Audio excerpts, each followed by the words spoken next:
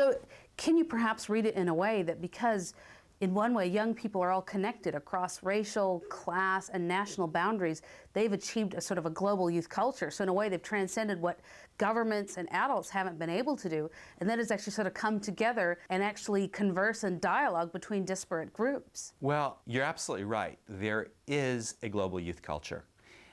When you look at different segments across countries, there is no other group of people that you could look at and say provides, if you will, a global culture than that culture of youth across the world.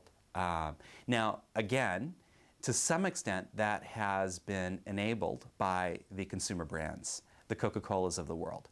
And the negative side of that is that much of that global youth culture is quasi-American in its character.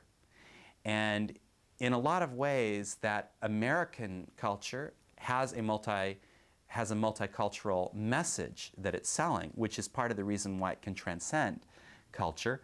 But I think that aspect of it is probably not a good thing.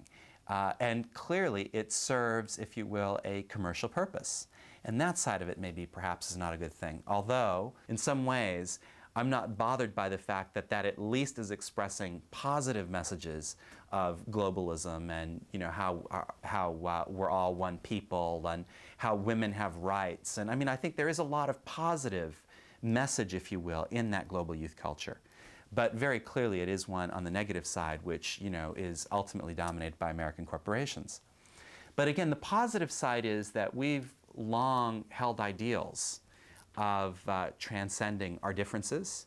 And a lot of that actually happens at a human level. A lot of that is not about governments meeting and trying to solve treaties and things like that. It's at a very human level of us transcending our national boundaries and developing bonds so that we truly come to perceive ourselves as citizens of one planet rather than having our strong allegiances primarily to our national groups above and beyond others. And that type of global culture is emerging within the youth culture.